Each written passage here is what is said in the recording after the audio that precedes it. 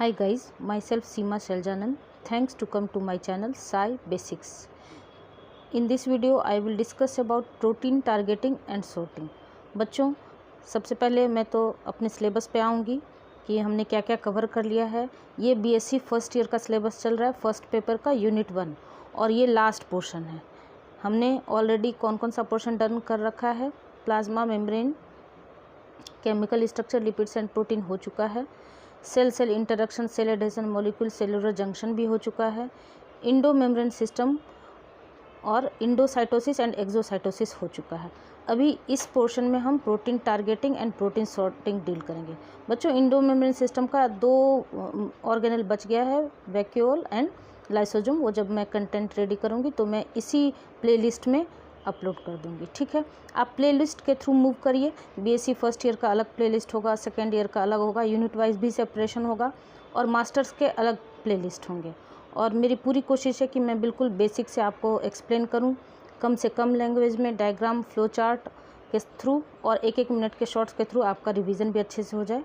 तो मेरी यही कोशिश है।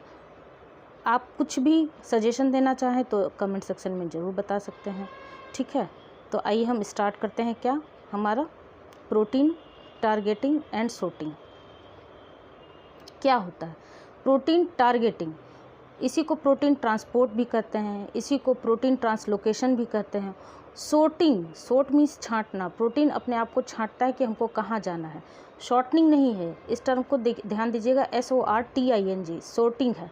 मीन्स प्रोटीन को छांटना कि हाँ किस ऑर्गेनेल तक उसको पहुँचना है, ठीक है। तो आइए देखते हैं क्या है हमारा प्रोटीन टारगेटिंग और सॉर्टिंग।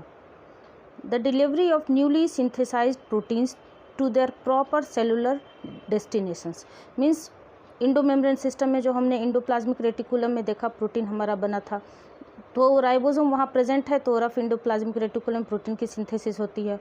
और साइटोप्लाज्म में भी, सेल के अंदर भी यहाँ वहाँ mRNA फ्री फॉर्म में घूमता रहता है, वहाँ भी प्रोटीन का फॉर्मेशन होता है, वो मेम्ब्रेन फ्री राइबोसोम में, ठीक है। तो delivery of newly synthesised protein to their proper cellular destinations called protein targeting और प्रोटीन सॉर्टिंग। बच्चों, मैं इसलिए कहती हूँ आपको सीक्वेंस में वीडियोस देखिए तो आपको सारे जो आपको कॉन्सेप्ट होता है वो एक दूसरे से कनेक्टेड होता है। तो अगर सीक्वेंस में देखिएगा तो आपको कनेक्ट कर पाएंगे कि हाँ ठीक है, मैम ने वहाँ इंडोप्लाज्मिक रेटिकुलम में इस तरह से एक्सप्लेन किया था, फिर गोल्गी में तो वहाँ से प्रोटीन टारगेटिंग अगर होगा तो कैसे हम कनेक्ट कर सकते हैं, तो आपको कनेक्टिविटी में प्रॉब्लम नहीं होगी, ठीक है। तो मेरी राय है कि सीक्वेंस में देखिए तो आपको और भी अच्छे से कॉन्सेप्ट क्लियर होगा। वैसे मैं यहाँ डिटेल तो समझाऊंगी ही। तो प्रोटीन टारगेटिंग क्या है और सॉर्टिंग क्या है? Delivery of newly synthesised proteins to their proper cellular destinations. Means protein का डिलीवरी, प्रोटीन को कहाँ जाना है अपने डेस्टिनेशन पर, उसको कहते हैं प्रोटीन टारगेटिंग और sorting. Fate of proteins means protein की किस्मत, प्रोटीन का भाग्य। सिंथेसाइज्ड बाय साइटोसोलिक राइबोसोम्स, जो साइटोसोल में राइबोसोम यत्र तत्र यहाँ वहाँ घूम रहे होते हैं। राइबोसोम का ही काम है प्रोटीन सिंथेसिस। तो cytosolic ribosomes depends on their amino acid sequence. Protein क्या चीज़ का बना होता है? एमिनो एसिड का बना होता है। और एमिनो एसिड्स क्या चीज़ से अटैच होता है? पेप्टाइड बॉन्ड से अटैच होता है। ये बायोकेमिस्ट्री का पार्ट है, मैं थोड़ा सा आपको यहाँ भी बता देती हूँ ताकि आप कनेक्ट कर सकें, ठीक है। तो फेट ऑफ प्रोटीन, प्रोटीन की किस्मत, synthesised by cytosolic ribosomes depends on the amino acid sequence which can contain specific targeting और सॉर्टिंग सिग्नल, ठीक है। यहाँ देखिए, मैं थोड़ा सा आपको एक बार समझा देती हूँ। ये देखिए, ये है इस तरह से प्रोटीन और ये एमिनो एसिड का आपका NH2 टर्मिनल होता है और ये होता है COO- टर्मिनल, ठीक है। तो यहाँ पर जो N साइड होता है, यहीं पर आपका टारगेटिंग सिग्नल मौजूद होता है, ठीक है। कैसे होता है आइए देखते हैं। 2 तरह से हम इसको डिवाइड कर सकते हैं। तो प्रोटीन विथ टारगेटिंग और सॉर्टिंग सिग्नल, ऐसा प्रोटीन जिसके पास टारगेटिंग सिग्नल और सॉर्टिंग सिग्नल हो, कॉल्ड सिग्नल बेस्ड टारगेटिंग। उस तरह को क्या कहते हैं? टारगेटिंग को सिग्नल बेस्ड टारगेटिंग। मीन्स उस प्रोटीन के पास एमिनो एसिड इन जो NH2 टर्मिनल है वहाँ पर उसका सिग्नल प्रेजेंट है कि हाँ हमें कहाँ जाना है। दीज सिग्नल्स, यही सिग्नल डायरेक्ट करता है, these signals direct the transport from cytosol into specific organelle. Means cytosol में से किस ऑर्गेनेल तक हमको जाना है वही सिग्नल बताता है। तो ये सिग्नल बेस्ड टारगेटिंग में कौन कौन सा ऑर्गेनेल आ जाता है? आपको इंडोप्लाज्मिक रेटिकुलम का अगर सिग्नल मौजूद होगा तो इंडोप्लाज्मिक रेटिकुलम में आएगा। अगर आपको माइटोकॉन्ड्रिया का सिग्नल प्रेजेंट होगा तो वो माइटोकॉन्ड्रिया में आता है। क्लोरोप्लास्ट का सिग्नल प्रेजेंट होता है तो क्लोरोप्लास्ट में आएगा, और पेरोक्सिसोम का सिग्नल प्रेजेंट होगा तो पेरोक्सिसोम में आएगा, और न्यूक्लियस का सिग्नल प्रेजेंट होगा तो न्यूक्लियस में आएगा। ये हो गया आपका सिग्नल बेस्ड टारगेटिंग। प्रोटीन के पास अपना सिग्नल होता है कि हाँ हमें कहाँ जाना है, मेरा डेस्टिनेशन क्या है। ठीक है, जब आप कहीं भी जर्नी करने जाते हैं तो आपको डेस्टिनेशन पता है कि हमको दिल्ली जाना है, मुंबई जाना है, गोवा जाना है। आप एक स्टेशन, ऐसा नहीं कि कहीं भी यहाँ वहाँ चले जाते हैं। एक ये फेट हो सकता है प्रोटीन का। दूसरा फेट क्या हो सकता है? प्रोटीन्स विदाउट टारगेटिंग और सॉर्टिंग सिग्नल, जहाँ कोई सिग्नल ही नहीं है तो remain in the cytosol as permanent residence. तो वो क्या करता है? साइटोसोल में ही यहाँ वहाँ घूमता रहता है। उसका कोई अपना डेस्टिनेशन पता ही नहीं कि मुझे कहाँ जाना है। पूरा साइटोसोल को ही वो अपना घर बना लेता है। प्रोटीन्स विदाउट टारगेटिंग और sorting signals remain in the cytosol as permanent residents. Means अगर आपको पता ही नहीं है कि ज़िंदगी बस अब बेकार हो चुका है, ज़िंदगी झंड हो चुकी है, मुझे कहाँ जाना है मुझे पता ही नहीं है, आपको अपना डेस्टिनेशन पता ही नहीं है, तो क्या करेंगे? आप यहाँ वहाँ ऐसे ही घूमते फिरेंगे। तो उस तरह के सिग्नल में कोई सिग्नल सीक्वेंस ही नहीं होता है। ये दो तरह से प्रोटीन मूव कर सकता है, और इसी मूवमेंट को क्या कहते हैं? Protein targeting, protein transport, protein translocation. ये सारे टर्म सेम ही होते हैं। ठीक है, और सॉर्टिंग क्या होता है? मीन्स सॉर्टिंग छांटना। सारे प्रोटीन एक ही ऑर्गेनेल में तो नहीं चले जाते हैं, तो वो सिग्नल सीक्वेंस ही छांटता है कि हाँ ये सिग्नल सीक्वेंस है तो यहाँ जाना है, ये सिग्नल सीक्वेंस है तो यहाँ जाना है।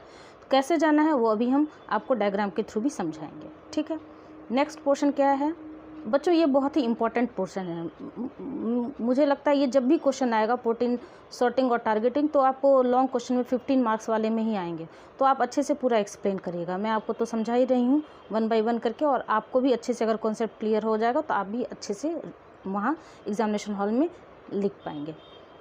2 मोड ऑफ प्रोटीन ट्रांसलोकेशन, मतलब 2 तरह से प्रोटीन का ट्रांसलोकेशन हो सकता है। कैसे कैसे हो सकता है ये देखते हैं। सबसे पहले तो अगर साइटोसोल में प्रेजेंट है तो पहला मोड क्या हो सकता है? Protein synthesise from free ribosome. जो फ्री राइबोसोम साइटोसोल में घूम रहे होते हैं तो प्रोटीन सिंथेसाइज, तो उससे जो प्रोटीन बनते हैं वो कहाँ जाते हैं? देखिए, सिंथेसाइज्ड इन साइटोप्लाज्म, तो साइटोप्लाज्म में सिंथेसाइज होता है।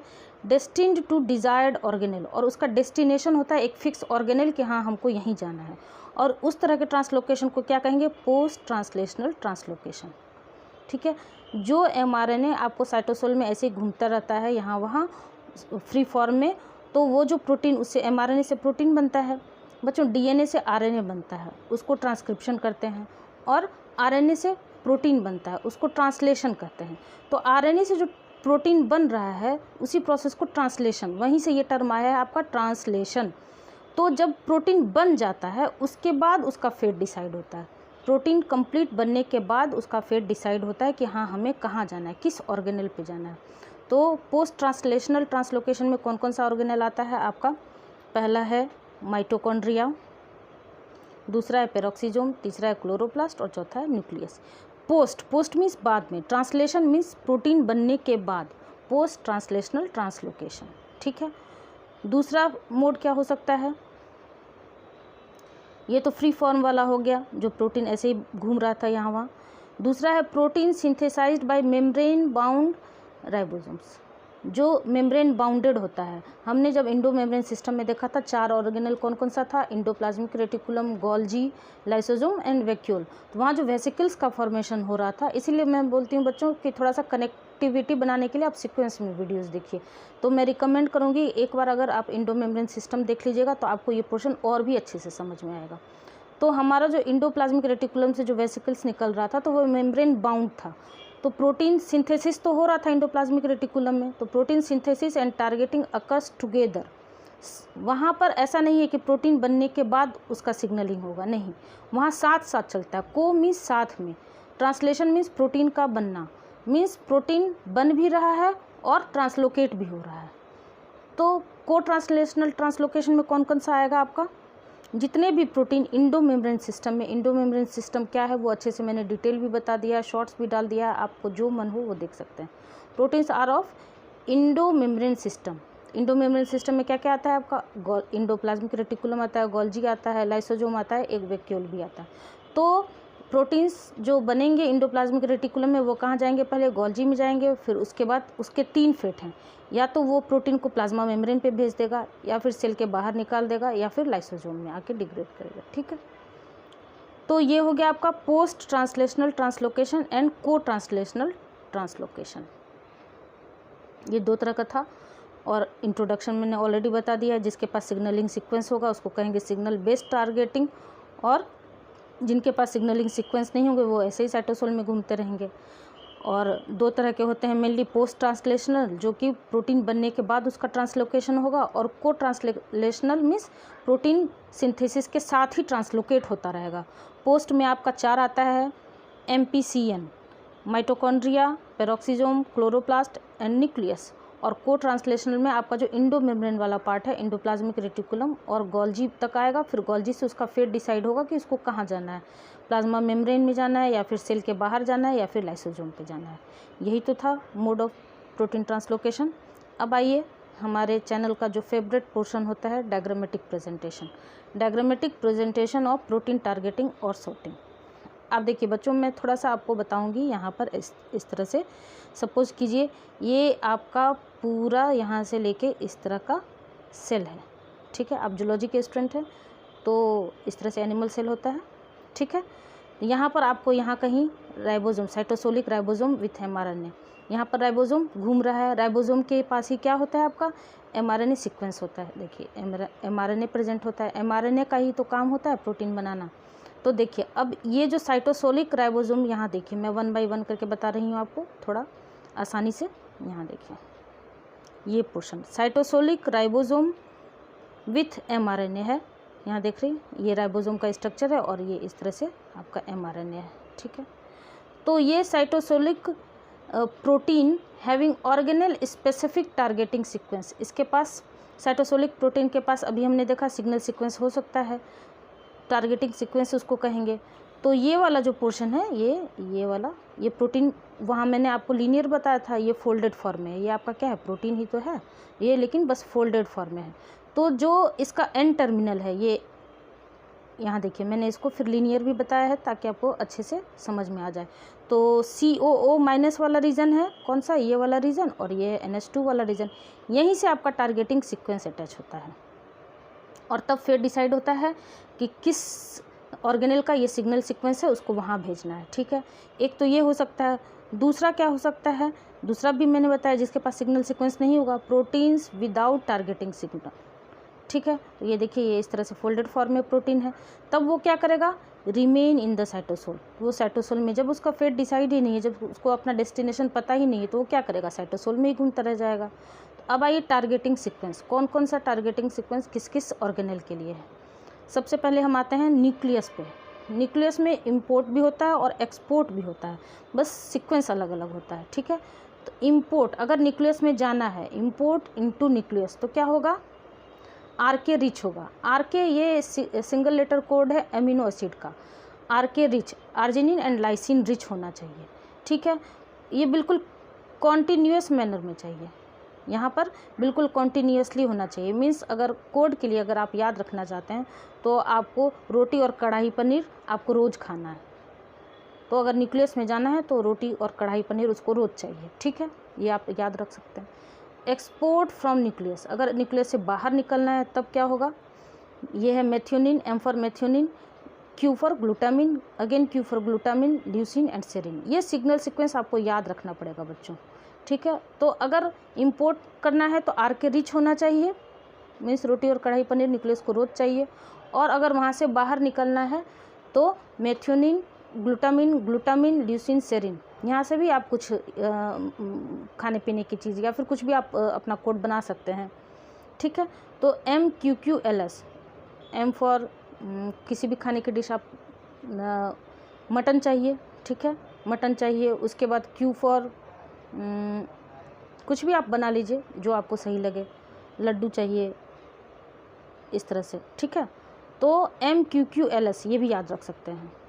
ये हो गया न्यूक्लियस का इंपोर्ट और एक्सपोर्ट वाला पोर्शन। अब दूसरा पोर्शन क्या है आपको, दूसरा सिग्नल सीक्वेंस किसका है, माइटोकॉन्ड्रिया का। माइटोकॉन्ड्रिया में केवल इंपोर्ट होता है, इंपोर्ट इनटू माइटोकॉन्ड्रिया। यहाँ पर क्या है, alternate KR means alternate lysine और आर्जिनिन चाहिए। माइटोकॉन्ड्रिया को रोज़ नहीं पसंद है खाना कढ़ाई पनीर और रोटी, तो वो क्या करेगा, अल्टरनेट बेसिस पे। यहाँ देखिए K for lysine, X for any amino acid, कोई भी एमिनो एसिड हो सकता है, again R for arginine, K for lysine, R for arginine. ये अल्टरनेट बेसिस पे है। यहाँ न्यूक्लियस में इंपोर्ट होने के लिए आपको कॉन्टिन्यूस था और माइटोकॉन्ड्रिया में इंपोर्ट होने के लिए अल्टरनेट होना चाहिए, ठीक है।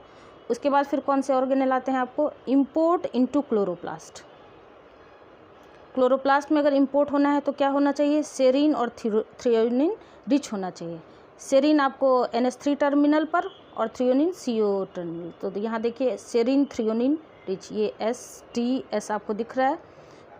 M फॉर मेथियोनिन भी हो सकता है, वेलिन भी हो सकता है, लेकिन सेरीन और थ्रियोनिन सबसे ज़्यादा होना चाहिए, ठीक है। Import into peroxisomes, SKL at C terminal, tripeptide के फॉर्म में C टर्मिनल पे COO माइनस वाले रीजन पे आपको सेरीन, लाइसिन, ल्यूसिन चाहिए। Serine, S for serine, K for lysine, L for leucine, किसके, COO टर्मिनल पर। NH2 टर्मिनल कौन सा था एमिनो एसिड का, COO कौन सा था वो मैं ऑलरेडी बता चुकी हूँ, थोड़ा सा छोटे में करके। तो इस तरह से ये कौन कौन सा डेस्टिनेशन कहाँ था कि इसका, न्यूक्लियस में जाना था, वहाँ से निकलना भी था। माइटोकॉन्ड्रिया का सिग्नल सीक्वेंस है, तो माइटोकॉन्ड्रिया में अल्टरनेट RK है, अल्टरनेट डे पे रोटी और कढ़ाई पनीर चाहिए। न्यूक्लियस में इंपोर्ट होने के लिए आपको रोज़ रोटी कढ़ाई पनीर चाहिए। इंपोर्ट इनटू क्लोरोप्लास्ट, सेरीन और थ्रियोनिन रिच होना चाहिए, सेरीन और थ्रियोनिन रिच होना चाहिए। यहाँ से भी आप कुछ कोड बना सकते हैं, ठीक है। इंपोर्ट इनटू पेरोक्सीसोम, अगर पेरोक्सीसोम में आपको जाना है तो आपको पढ़ने के लिए स्कूल रोज़ जाना है, मीन्स SKL, स्कूल रोज़ जाना है पेरोक्सीसोम पढ़ने के लिए, ठीक है। ये हो गया आपका जिसका टारगेटिंग सीक्वेंस होता है, डेस्टिनेशन पता होता है।